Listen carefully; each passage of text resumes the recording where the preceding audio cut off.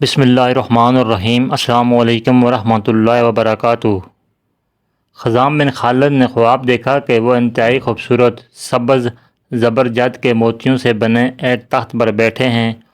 ان کے ہاتھ میں ایک نایاب موتی ہے جس کو وہ پلٹ پلٹ کر دیکھ رہے ہیں۔ اتنی دیر میں ایک مرد گھڑ سوار آتا ہے اور ان کے پاس آ کر پوچھتا ہے، اے خزام بن خالد، کیا اس موتی کو مجھے کتنے میں بیچو گے؟ خزام بن خالد کہتے ہیں کہ مجھے اس موتی کی قیمت کا علم ہی نہیں ہے، آپ بتاؤ اس موتی کو کتنے میں خریدو گے؟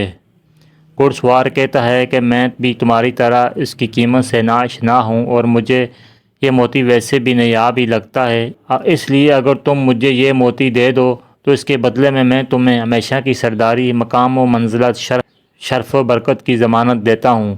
خزام کہتے ہیں کہ میں نے خواب میں اس موتی کو اس گھڑ سوار کے حوالے کر دیا اور سرداری و شرف اور مقام و منزلت کو قبول کر لیا۔ اتنی دیر میں میری آنکھ کھل گئی۔ خزام بن خالد نے یہ خواب اپنے قبیلے بنو کلاب کے معززین کو سنایا تو انہوں نے تعبیر بتائی کہ جلد ہی تمہاری بیٹی، جو کہ ہمارے قبیلے بنو کلاب کا نایاب موتی ہے، اس کے لیے انتہائی متبرک و عظیم شخصیت کا رشتہ آئے گا، جس کے باعث تمہیں شرف و عزت اور ہمیشہ کی سرداری نصیب ہوگی۔ خزام بن خالد سفر سے واپس لوٹے تو اس سے اگلے ہی دن حضرت عقیل بن ابو طالب بنو کلاب میں مہمان بن کر آ گئے۔ ناظرین گرامی، عرب میں یہ روایت تھی کہ جب بھی کسی بھی قبیلے میں کوئی مہمان آتا تو 2 دن تک اس کی خوب مہمان نوازی اور خدمت کی جاتی، پھر تیسرے دن اس کی آمد کا سبب دریافت کیا جاتا۔ حضرت عقیل بن ابو طالب کی 2 دن مہمان نوازی کرنے کے بعد قبیلہ بنو کلاب کے سردار خزام بن خالد نے تیسرے دن ان کی آمد کا مقصد دریافت کیا تو فرمانے لگے کہ اپنے بھائی علی بن ابی طالب کا رشتہ آپ کی بیٹی فاطمہ کے لیے لے کر آیا ہوں۔ خزام بن خالد کہنے لگے، عقیل، امیر المومنین کے لیے ایک سرا نشین عورت شائستہ نہیں ہے؟ جو سرا نشینوں کی ابتدا و تہذیب و تمدن میں پلی ہو، انہیں ایک بلند مرتبہ تمدن والی عورت سے ازدواج کرنا چاہیے، اور ان 2 تمدنوں کے درمیان فرق ہے۔ عقیل نے ان کے کلام کو سننے کے بعد کہا، جو کچھ آپ کہتے ہیں اس سے امیر المومنین باخبر ہیں اور ان اوصاف کے باوجود ان سے رشتہ ازدواج قائم کرنا چاہتے ہیں۔ اس کے بعد عمر بنیان کے والد نہیں جانتے تھے کیا کہیں، اس لیے حضرت عقیل سے مولت چاہیے تاکہ بیٹی کی ماں ثمامہ بنت سہیل اور خود بیٹی سے پوچھ لیں، اور جناب عقیل سے مخاطب ہو کر کہا، میں اپنی بیوی اور بیٹی سے اس بات پر مشورہ کر لوں۔ عمر بنیان کے باپ جب اپنی بیوی اور بیٹی کے پاس گئے تو دیکھا کہ ان کی بیوی عمر بنیان کے بالوں میں کنگھی کر رہی ہے۔ خزام بن خالد کمرے میں داخل ہوئے اور ان سے حضرت علی کو قبول کرنے کے بارے میں سوال کیا اور کہا کہ کیا تم ہماری بیٹی کو امیر المومنین کی شریک حیات بننے کے لائق جانتی ہو؟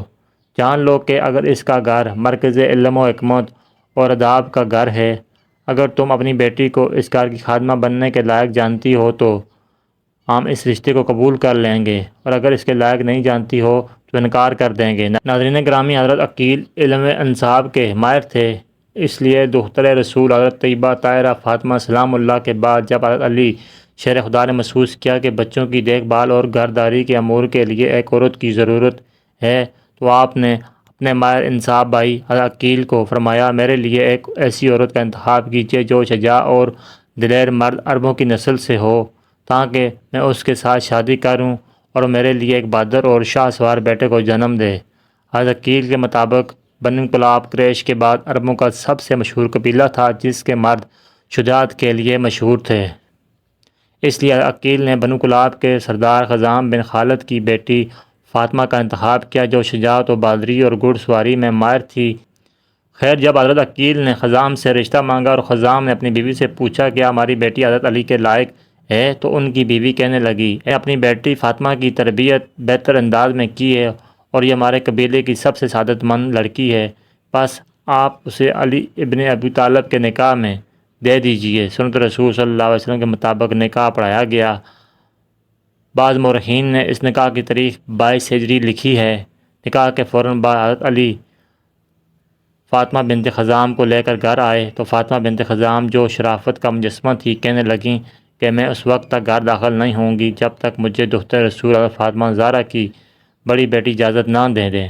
حضرت حسنین کریمین کو ماں کی یاد ستانے لگی اور ان کی آنکھیں آنسوؤں سے چھلک پڑیں۔ جب فاطمہ بنت خزام نے گھر میں قدم رکھا تو اس وقت حسن و حسین کو بخار تھا اور فاطمہ بنت خزام نے اپنی شادی کی پہلی رات جنت کے سرداروں پر وار دی اور ساری رات ان کی خدمت میں گزار دی، اور آپ کے منہ سے مسلسل یہ الفاظ نکلتے رہے، میں فاطمہ نہیں بلکہ میں فاطمہ زہرا کی اولاد کی کنیز ہوں۔ حضرت علی شیر خدا جب بھی فاطمہ بنت خزام کو آواز دیتے تو حضرت امام حسن و حسین کی آنکھیں اپنی والدہ کو یاد کر کے غمگین ہو جاتیں۔ اسی لیے فاطمہ بنت خزام کہنے لگی کہ آپ مجھے کنیز فاطمہ کہہ کر پکارا کریں تاکہ بچوں کو اپنی والدہ کی یاد نہ ستائے۔ اللہ پاک نے حضرت علی شیر خدا اور فاطمہ بنت خزام کے وطن سے 4 بہادر سپوت پیدا فرمائے جن کے نام حضرت عباس، حضرت عبداللہ، حضرت جعفر اور حضرت عثمان تھے۔ انہی 4 بیٹوں کی وجہ سے حضرت فاطمہ بنت خزام بنیان کے لقب سے مشہور ہوئیں۔ حضرت بنیان نے اپنے یہ 4 بیٹے حضرت امام حسن پر کربلا میں وار دیے اور تمام نے شہادت کا رتبہ پایا۔ آپ نے حضرت امام علی کی شہادت کے بعد جوان ہونے کے باوجود دوسری شادی نہ کی، 20 سال سے زائد کی طولانی مدت سے زندہ رہیں۔ آپ کی تاریخ وفات کے بارے میں اختلاف ہے، لیکن مشہور یہی ہے کہ حضرت بنیان نے 13 جمادی الثانی 64 ہجری کو وفات پائی۔ ناظرین کرام، باقی اچھا لگا تو لائک کیجیے، اچھی اچھی ویڈیوز کے لیے ہمارے چینل کو سبسکرائب کیجیے۔ ویڈیو دیکھنے کا بہت بہت شکریہ۔ جزاکم اللہ خیر۔